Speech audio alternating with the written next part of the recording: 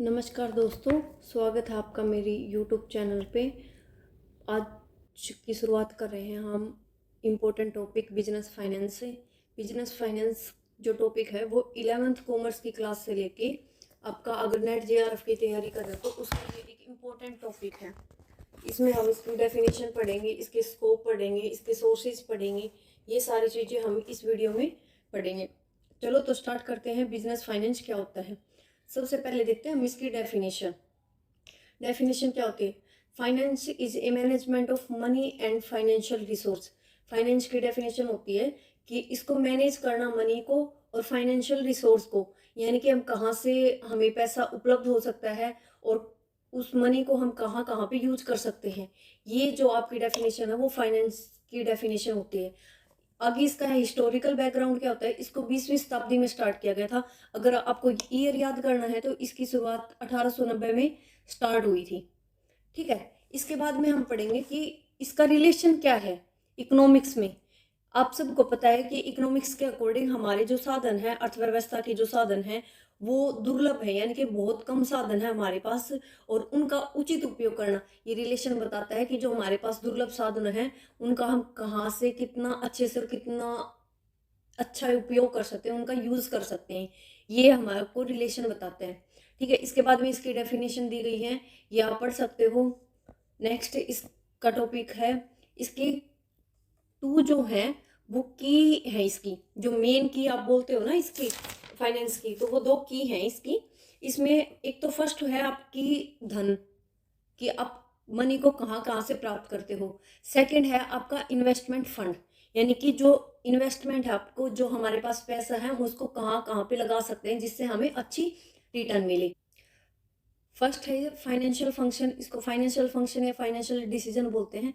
इसमें हम देखते हैं कि एक जो फर्म है, कोई भी कंपनी है, उसके जो फाइनेंशियल डिसीजन है वो उसके पास जो फाइनेंशियल है, कैपिटल है उसके पास, वो कैसे यूज करती है, कहाँ कहाँ पे लगाती है। उसमें जो कर्मचारी काम कर रहे हैं उसके लिए भविष्य में जो शेयर होल्डर्स हैं, जो एट ए टाइम प्रेजेंट पे उसके जो शेयर होल्डर्स हैं, जो उसमें इन्वेस्ट कर रहे हैं, जो उस कंपनी के ओनर हैं, कर्मचारी हो गए, उन सब के बारे में अच्छा निर्णय लेना, उस फाइनेंस को अच्छे से मैनेज करना, ताकि जो फाइनेंस हम लगा रहे हैं उसका फ्यूचर में हमें रिटर्न जो है हमें अच्छा मिले। इसको डिनोट करते हैं FIFD के अकॉर्डिंग। ठीक है, इसके फाइनेंशियल फंक्शन में दो मेन फंक्शन होते हैं, एक लॉन्ग टाइम फंक्शन होता है, एक शॉर्ट टर्म फाइनेंशियल डिसीजन होता है। लॉन्ग टर्म फाइनेंशियल डिसीजन होता है 1 ईयर से लेके 10 ईयर तक, और शॉर्ट टर्म में होता है 1 मंथ से लेके, मतलब 1 डे से लेके आपका 1 ईयर तक। ठीक है, लॉन्ग टर्म फाइनेंशियल डिसीजन में 3 मेन डिसीजन होते हैं। फर्स्ट कि हम कहाँ कहाँ पे इन्वेस्ट कर सकते हैं जिससे हमें अच्छी रिटर्न मिले।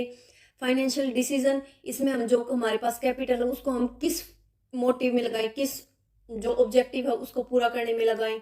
ये आपको डीपली जो है आप इस चैप्टर में आगे पढ़ोगे। सेकंड है, थर्ड है डिविडेंड डिसीजन। डिविडेंड डिसीजन क्या होता है कि जब हमारे पास कैपिटल होती है उसको हमने कहीं पे इन्वेस्ट किया, उसको इन्वेस्ट करने के बाद जो हमें रिटर्न मिला है, जो प्रॉफिट मिला है, जो शेयर होल्डर्स हैं उनको प्रॉफिट का हिस्सा देना, ठीक है, उसको डिविडेंड डिसीजन कहते हैं। तो ये तीनों जो मेन डिसीजन है आपके बहुत ही इंपॉर्टेंट है, आगे जाके आप इनको डीपली पढ़ोगे। ये जो तीनों डिसीजन है वो एक फर्म के लिए लॉन्ग टर्म डिसीजन होते हैं जिससे एक फर्म को लॉन्ग टाइम पर प्रॉफिट होता है। नेक्स्ट है हमारा procurement of fund. Procurement of fund में क्या होता है कि जो कोई भी बिजनेस होता है उस, हम सबको पता है कि किसी भी बिजनेस में कैपिटल की बहुत ज़्यादा ज़रूरत होती है। तो प्रोक्यूरमेंट ऑफ फंड में देखा जाता है कि हमारे पास जो कैपिटल है उसको हम कहाँ कहाँ से, सोर्स उसके क्या है, कहाँ कहाँ से हम उसको कलेक्ट कर सकते हैं, ये प्रोक्यूरमेंट ऑफ फंड में देखा जाता है। जैसे कि हम डिबेंचर बॉन्ड्स इशू कर देते हैं, किसी को हम लीज पे ले लेते हैं, वेंचर कैपिटल होगी, एंजल कैपिटल होगी, कॉमर्शियल बैंक से लोन ले लिया, ओनर का खुद का फंड हो गया। ये सारे जो है हमारे इसके सोर्स हैं, इनको प्रोक्योरमेंट ऑफ फंड्स बोला जाता है। इसके बाद आता है इफेक्टिव यूटिलाइज ऑफ फंड, यानी कि जो हमारे पास कैपिटल है उसका अच्छे से कैसे यूज किया जाए। किसी भी जो बिजनेस है उसकी सफलता के लिए यह सबसे महत्वपूर्ण डिसीजन होता है। इसमें यह निश्चित किया जाता है कि जो हमारे पास सोर्सेज हैं उनको अधिकतम लाभ प्रॉफिट उठाने के लिए कैसे कैसे यूज कर सकते हैं। इसमें दो मेन टॉपिक है, एक है फर्स्ट फिक्स एसिड, सेकंड है हमारा वर्किंग कैपिटल। फिक्स एसिड्स क्या होती है, जो हमारी लॉन्ग टाइम तक चलती है, जैसे इसमें होगी लैंड होगी, मशीनरी होगी, बिल्डिंग होगी, ये हमारी फिक्स एसेट्स होती हैं। वर्किंग कैपिटल क्या होती है, वर्किंग कैपिटल होती है जो शॉर्ट टाइम के लिए चलती है, जैसे जो डेली वेज के खर्चे हैं, कर्मचारियों को तनख्वाह सैलरी देनी है, चाय पानी का खर्चा है, बिजली का है, रेंट देना है, मशीनरियों का उनका अच्छे से यूज़ करना है, उनके मोटिवेशन के लिए अगर किसी को कोई चीज़ उपलब्ध करवानी है, ये सारी जो डिसीजन होते हैं ये वर्किंग कैपिटल की यूज से कंप्लीट होते हैं। इसमें वर्किंग कैपिटल के डिसीजन लिए जाते हैं। नेक्स्ट है हमारा इवोल्यूशन ऑफ फाइनेंशियल मैनेजमेंट, यानी कि विकास कैसे हुआ था फाइनेंशियल मैनेजमेंट का। इसके लिए 3 स्टेज है, फर्स्ट है ट्रेडिशनल, दूसरा है ट्रांसपिलेशन, तीसरा है मॉडर्न फेज। स्टार्ट करते हैं टॉपिक की, इसकी 3 स्टेज है। फर्स्ट स्टेज का टाइम क्या होता है कि कहाँ से स्टार्ट हुआ था, ये 20वीं शताब्दी से पहले के टाइम की है। इसमें किस चीज़ पे फोकस किया जाता था, फाइनेंशियल मैनेजमेंट का जो विचार था उस पे, जो हमारी एसिड्स थी उन पे ध्यान दिया जाता था। इसकी विशेषताएं क्या थी, इसमें वित्तीय प्रबंध की अवधारणा को प्रारंभ किया था, यानी कि अच्छे से फाइनेंस को मैनेज करना। धनवाली पर ध्यान गया था, जो धन जहाँ से हमें कलेक्ट होता है कैपिटल जमा, तो उनके जो सोर्सेज हैं उनको अच्छे से ध्यान दिया गया था। आवश्यक पूंजी की आवश्यकताओं को जरूरी माना गया था। इसका उद्देश्य टिकाऊ लाभ प्राप्त करना था, यानी कि जो लॉन्ग टर्म तक हमें प्रॉफिट दे। इसका स्कोप क्या था कि ये शॉर्ट टर्म के लिए था। शॉर्ट टर्म होती है आपकी 1 साल से लेके 1 मंथ से लेके 1 ईयर के बीच, ठीक है।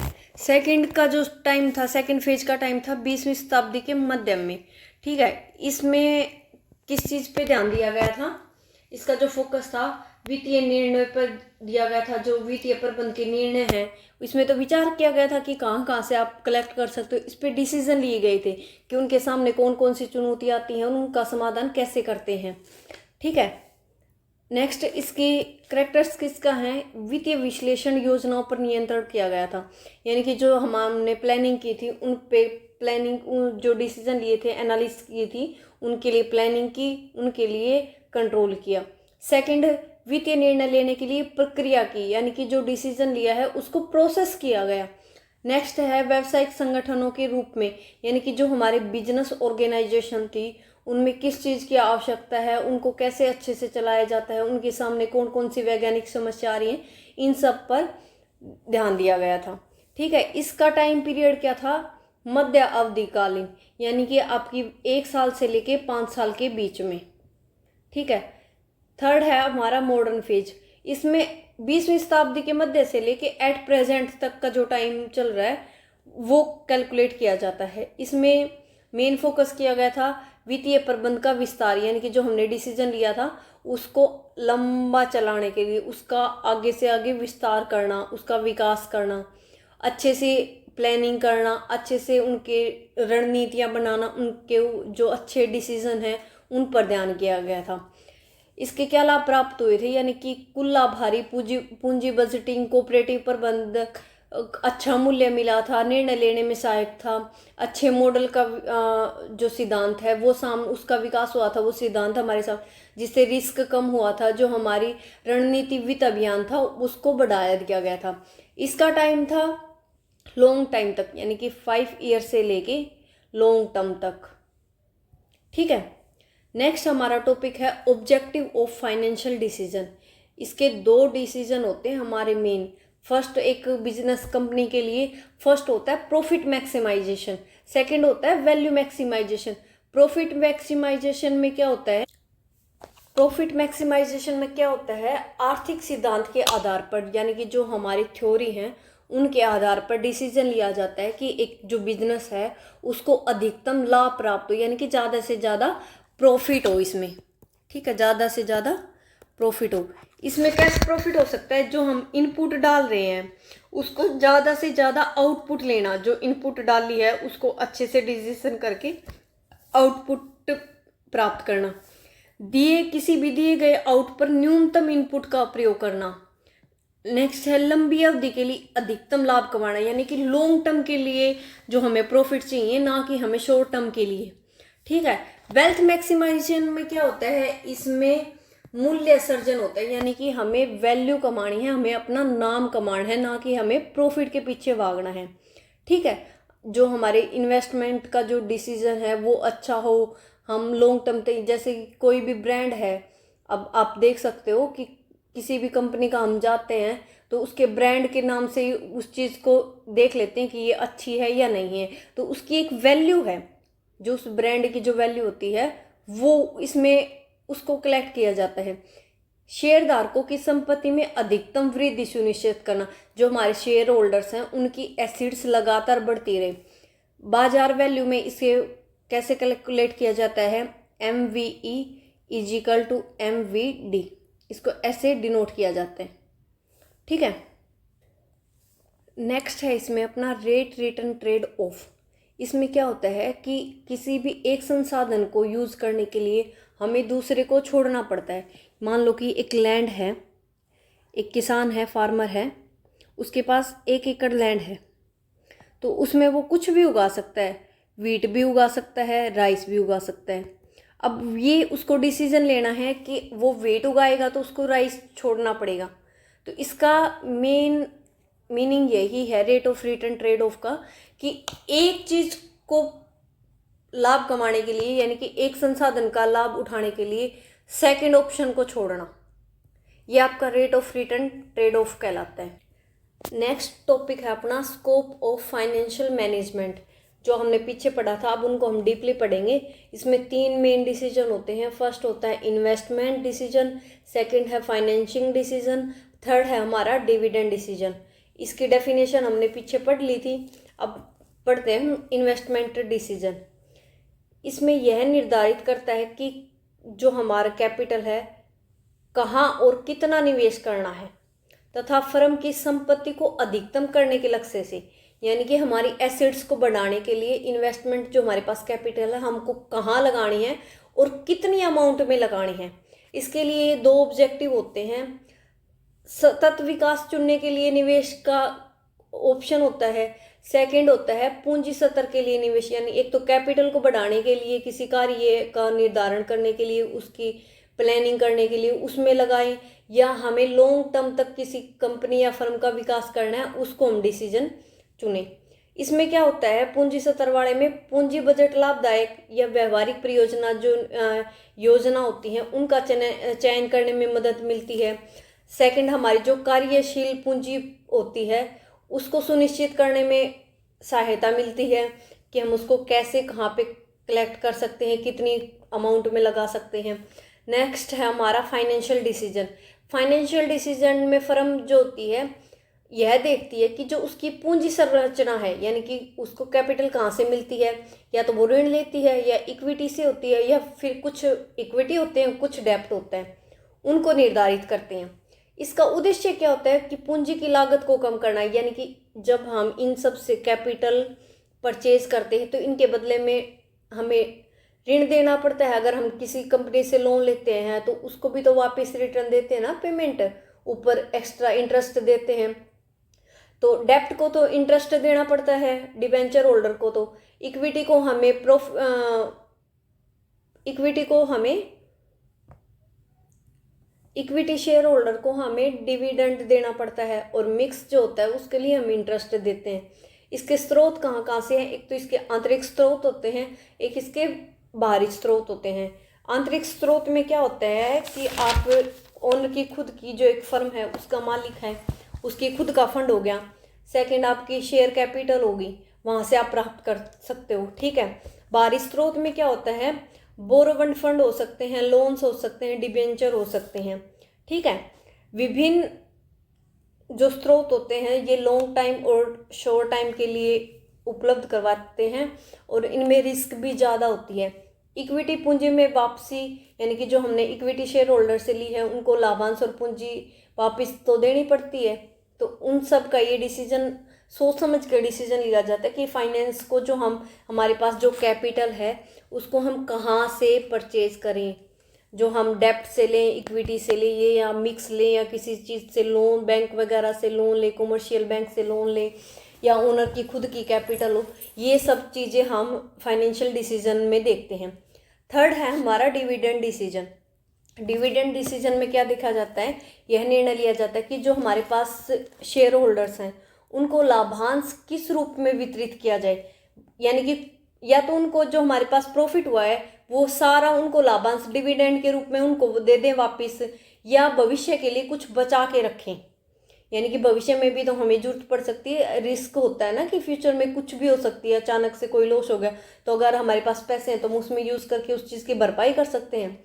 इसका उद्देश्य क्या होता है, शेयरधारक को यानी कि शेयर होल्डर के बाजार मूल्य को अधिकतम करना, उनकी वैल्यू, जो हमसे पैसे प्राप्त हुए हैं, जो कैपिटल हमारे पास आई है, उनकी वैल्यू बढ़ाना।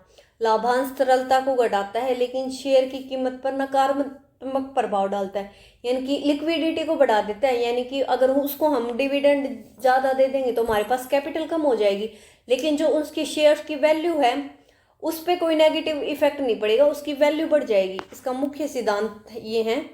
लाभांश शेयरधारकों की अपेक्षाओं के विकास के लिए फर्म पुनर्निवेश के अवसर हो सकते हैं, पुनर्निवेश के अवसरों पर ज़्यादा ध्यान दिया जाता है।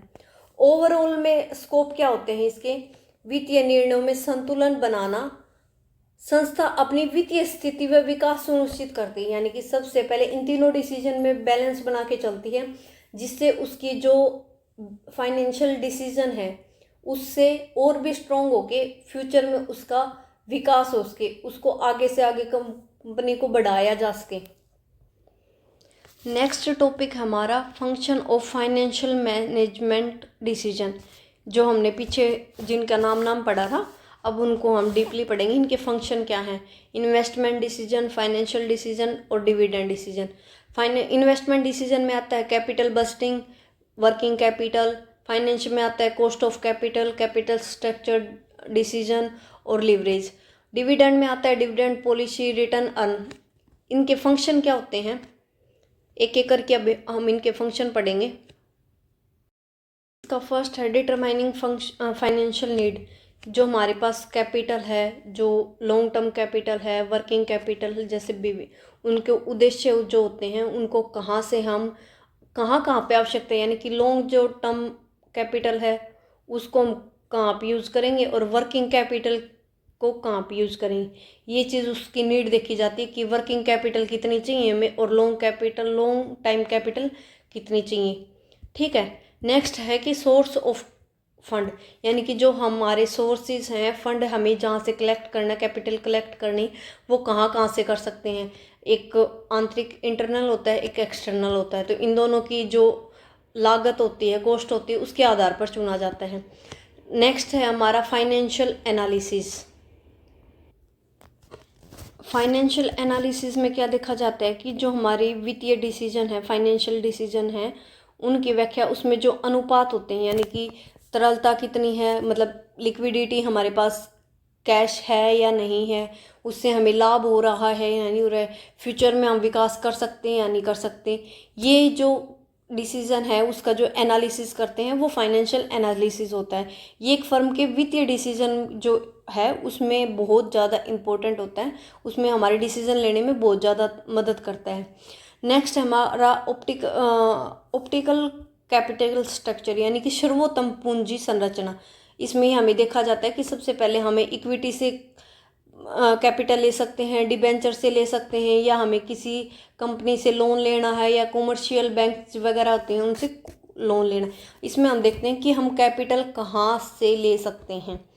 नेक्स्ट होता है कि कॉस्ट, वॉल्यूम और प्रॉफिट एनालिसिस, कि जो लागत है वो कितनी है किस चीज़ को कलेक्ट करने में, और उस पर प्रॉफिट कितना हो रहा है।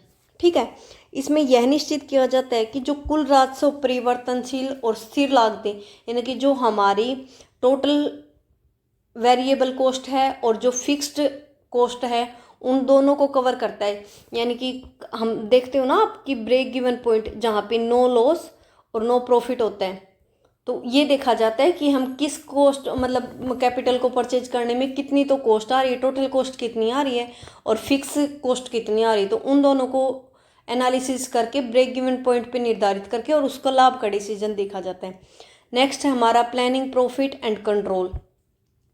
इसमें प्रॉफिट प्लानिंग की जाती है, यानी कि मुनाफे की जो योजना होती है, जो हमारे प्रॉफिट होते हैं उन पे उसके लिए हमें प्लानिंग करनी होती है, उस पर कंट्रोल करना होता है, उस पर हमें एक निगरानी रखनी पड़ती है, जिससे हम टॉप प्लानिंग करने में मदद मिलती है कि हम इस चीज़ की कोई भी काम को, आपको पता है कि प्लानिंग करके चलेंगे तो वो फ्यूचर में जो हमें लॉन्ग टर्म तक प्रॉफिट देगी। नेक्स्ट है हमारा फिक्स एसिड मैनेजमेंट।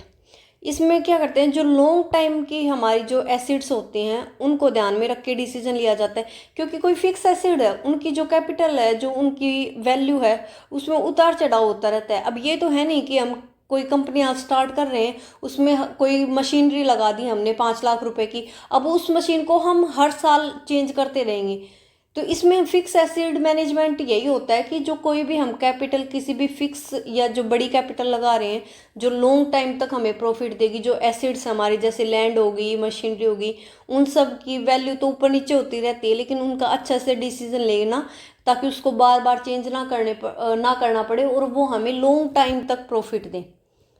ये इसमें जो फिक्स एसिड मैनेजमेंट होती है वो होता है। नेक्स्ट है कैपिटल बजट। कैपिटल बजट क्या होता है कि जो इन्वेस्टमेंट है उनको कितना लाभ हुआ है, जो इन्वेस्टमेंट पीरियड है, आईआर है, एनपीवी है, रिस्क है, इन सब के आधार पर जो है जो भी योजना होती है उनका मूल्यांकन करके ये देखा जाता है कि हमारे पास कितनी कैपिटल है और उसका बजट बनाया जाता है कि किस किस चीज़ में कितनी कैपिटल का इन्वेस्ट करना है। ये सब उसके मेथड होते हैं कैपिटल बजटिंग के। नेक्स्ट है हमारा टैक्सेशन, यानी कि किस चीज़ पे कितना टैक्स लगा है, किस चीज़ का मतलब हम अच्छे से उपयोग करें कि हमारा जो प्रॉफिट हुआ है उसका हम कम से कम पार्ट जो है वो टैक्स में दें। नेक्स्ट है working capital management. Working capital management में क्या होता है, जो डेली वेज के खर्चों के लिए जो हमारे पास कैपिटल होती है वो वर्किंग कैपिटल होती है, उसको मैनेजमेंट करने के लिए उसमें एक लिक्विडिटी के संतुलन बनाना पड़ता है।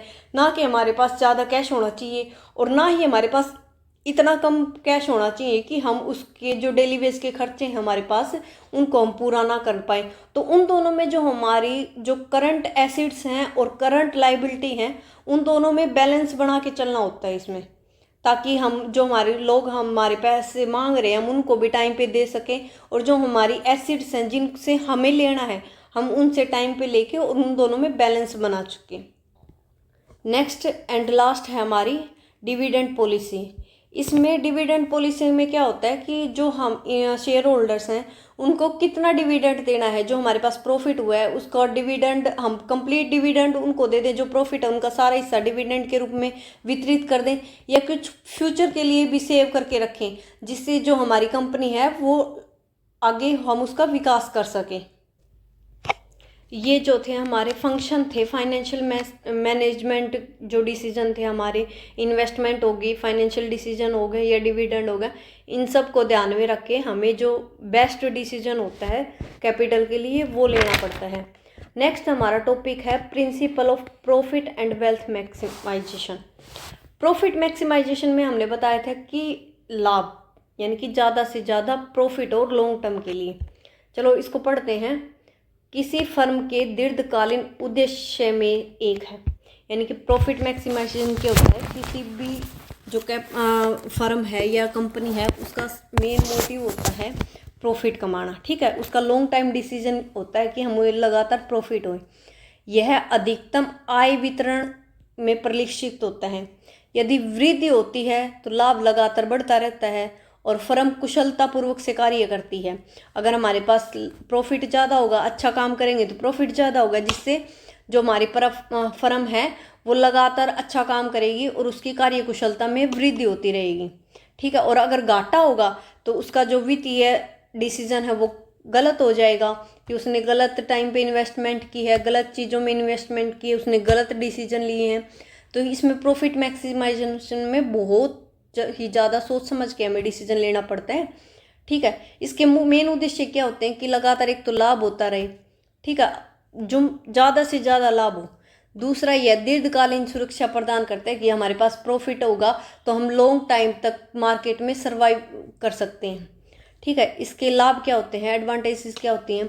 फर्स्ट, लाभ कमाता है, मतलब लाभ हमें ज़्यादा से ज़्यादा प्रॉफिट देता है। जोखिम कम करता है ऐसे टाइम के अनुसार, यानी कि लॉन्ग टाइम हमारे पास प्रॉफिट रहेगा तो हम उसको पैसे रहेंगे तो हम कहीं भी उसको यूज़ कर सकते हैं, तो हमारे पास रिस्क कम होएगा। नेक्स्ट है उसका विस्तार या संचालन में सहायक होता है, यानी कि फ्यूचर में हमें कोई फर्म ओपन करनी है, किसी चीज़ में इन्वेस्टमेंट करनी है, तो हम आसानी से उसका विस्तार कर सकते हैं किसी भी का। नेक्स्ट है हमारे पास आर्थिक समृद्धि प्रदान, यानी कि धन को मापता है, यानी कि हमारे पास इकोनॉमिक जो कंडीशन है वो हमारी अच्छी हो जाती है। नेक्स्ट इसके नुकसान क्या होते हैं, इसके नुकसान होते हैं कि जो ग्राहक और कर्मचारी होते हैं, अगर हम प्रॉफिट अकेला देखेंगे तो जो हमारे कस्टमर हैं और जो कर्मचारी हैं उन पे गलत प्रभाव पड़ेगा, हम जल्दी जल्दी में जो गलत है डिसीजन ले देंगे। और ये जो होता है एक शॉर्ट टाइम के लिए प्रॉफिट के लिए अच्छा है कि आप इसको शॉर्ट टाइम तक ले सकते हो, लेकिन जो ये लॉन्ग टाइम में ही नुकसान करता है कि कोई भी कंपनी अगर हमारे जो कस्टमर हो गए, कर्मचारी हो, उनके बारे में सोचेंगे नहीं तो वो हमारे से चीज़ क्यों खरीदेंगे। नेक्स्ट है इसका लाभ अधिकतम के चक्कर में सामाजिक दायित्व भूल जाते हैं हम, जो जिस सोसाइटी में हम रह रहे हैं उसके लिए जो हमारे दायित्व हैं उनको हम अनदेखा कर देते हैं, उनके बारे में हम सोचते नहीं हैं। नेक्स्ट टॉपिक है इसका वैल्यू या वेल्थ मैक्सिमाइजेशन। इसमें क्या होता है, समय के साथ साथ शेयरधारकों के मूल्य में वृद्धि करना, यानी कि प्रॉफिट तो होता है लेकिन एक वैल्यू यानी कि अपना नाम कमाना, जो शेयर होल्डर हैं उनके शेयर्स की वैल्यू बढ़ाना। इसमें उतार चढ़ाव आते रहते हैं, आपको सबको पता है कि जो एक मार्केट है उसमें उतार चढ़ाव आते रहते हैं, लेकिन अगर उतार चढ़ाव आ रहे हैं, अगर कभी मंदी आ रही है और आपकी कंपनी का अच्छा नाम है, अच्छा ब्रांड यूज़ कर रहे हो, तो आपको जो लॉस है वो बहुत कम होता है क्योंकि उसमें आपकी वैल्यू बनी हुई है, उसमें नाम चलता है आपका। इसका मुख्य लक्ष्य क्या होता है, लक्ष्य जो होता है उसका नाम कमाना फर्म का मुख्य लक्ष्य है। इसमें इसको बढ़ाने के लिए एकमात्र विकल्प है शेयर होल्डर की एसिड्स या वैल्यू को दर्शाना, यानी कि शेयर होल्डर हैं उनकी वैल्यू को बढ़ाना। इसको कैसे कैलकुलेट कर सकते हैं, नंबर ऑफ शेयर्स मल्टीप्लाई करेंगे करंट जो मार्केट वैल्यू है, प्राइस जो करंट में जो शेयर्स की इक्विटी शेयर्स के जो प्राइस चल रहा है वो मल्टीप्लाई कर देंगे नंबर से। ठीक है, ये इसका फॉर्मूला हो गया इसकी वैल्यू को कैलकुलेट करने का। नेक्स्ट इसके लाभ क्या होते हैं, फर्स्ट पॉइंट है इसका, यह निश्चित करता है कि जो हमारे पास उपलब्ध साधन है उनका अधिकतम प्रयोग करें जिससे कि हमें लॉन्ग टाइम तक लाभ मिले और किसी भी चीज़ का हम विस्तार कर सकें। जो लॉन्ग टाइम रणनीतियाँ हैं उनको स्थिर बनाए रखने में मदद करता है, यानी कि लॉन्ग टाइम तक चलने वाली प्लानिंग करता है, उनके अच्छे डिसीजन लेता है। नेक्स्ट, कर्मचारियों को बेहतर बोनस में लाभ मिलता है, यानी कि उनका मनोबल बना रहता है। अगर कर्मचारियों को बोनस के रूप में लाभ मिलेगा, प्रॉफिट मिलेगा, तो वो लगातार अच्छे से कार्य करेंगे। कंपनी की दक्षता को अधिकतम से प्रोत्साहित करता है जिसमें लागतों को कुशल उपयोग संभव है, यानी कि जो कंपनी है उसके जो संसाधन हैं उनको अच्छे से यूज़ करता है, कंप्लीटली यूज़ करता है, जिससे जो फर्म की जो कॉस्ट होती है वो कम हो जाती है और जो साधन है उनका अच्छे से प्रयोग हो जाता है। नेक्स्ट इसके नुकसान क्या क्या हैं, ये भी सामाजिक दायित्व को भूल जाता है, स्वास्थ्य व दीर्घकालीन शिक्षा व निवेशकों का अनुभव है, यानी कि हम लॉन्ग टाइम जो शिक्षा होती है दीर्घकालीन उस पर ध्यान नहीं देते, कस्टमर जो कर्मचारी हैं उनके स्वास्थ्य पे ध्यान नहीं देते, जो शेयर होल्डर्स हैं उनको हम भूल जाते हैं, जिससे कार्य करना कठिन हो जाता है। जो हमारे कर्मचारी हैं अगर उनको हम कुछ हिस्सा नहीं देंगे प्रॉफिट वगैरह में, उनकी पढ़ाई वगैरह के टाइम टू टाइम उनके मोटिवेट नहीं करेंगे तो जो है उनको कार्य करना कठिन हो जाएगा और वो कंपनी को छोड़ जाएंगे और किसी दूसरी कंपनी में चले जाएंगे। नेक्स्ट है शेयरधारकों की संपत्ति अधिकतम करना। जरूरी नहीं है कि हम जो शेयर होल्डर्स हैं उनकी एसेट्स बढ़ाने के ऊपर ध्यान दें, कंपनी की स्थिरता उसको लॉन्ग टाइम पर तक भी चलाना है। ये नहीं है कि हम 1 साल के लिए कंपनी चला रहे हैं, उसमें शेयर होल्डर्स की वैल्यू तो शेयर्स की तो वैल्यू बढ़ जाती है लेकिन वो नेक्स्ट ईयर कंपनी बंद हो जाती है, तो कंपनी की जो स्थिरता है उसको भी सुनिश्चित करना इसमें आवश्यक होता है। नेक्स्ट जो है आपका, इसमें हम कई बार शेयर होल्डर्स के साथ मिलके ऐसे डिसीजन ले लेते हैं जो शेयर होल्डर को फर्म के लिए तो अच्छे होते हैं लेकिन वो शेयर होल्डर्स को नुकसान वो करते हैं, जिससे शेयर होल्डर्स की वैल्यू गिर जाती है। इसका रिजल्ट क्या निकलता है, धन व अधिकतम करना, यानी कि प्रॉफिट और वैल्यू अधिकतम करना फर्म का दीर्घकालीन उद्देश्य है। लाभ को अधिकतम करना अल्पकालीन। अगर हमें वैल्यू किसी चीज़ का नाम कमाना है तो हमें लॉन्ग टाइम डिसीजन होता है, ये उसका ऑब्जेक्टिव होना चाहिए कि हम लॉन्ग टाइम तक उस पर रन करेंगे, उस पर काम करेंगे। और अगर प्रॉफिट को अधिकतम करना है, अगर हमें लाभ कमाना है, तो ये जो एक कंपनी का है वो शॉर्ट टर्म के लिए होने चाहिए कि हम सिर्फ कुछ टाइम के लिए हमें प्रॉफिट चाहिए है, उसके बाद हम वैल्यू मैक्सिमाइजेशन पे ध्यान देंगे। ये बीच में आपके कुछ डिफरेंस हैं, इनको आप अच्छे से पढ़ ले। प्रॉफिट मैक्सिमाइजेशन और वैल्यू मैक्सिमाइजेशन में क्या डिफरेंस है? प्रॉफिट मैक्सिमाइजेशन का तो प्राथमिक उद्देश्य क्या होता है? लाभ कमाना। इसका होता है कि दीर्घकालीन मुनाफा, यानी कि लॉन्ग टाइम तक लाभ कमाना। इसका अल्पकालीन होता है, इसका लॉन्ग टाइम तक होता है।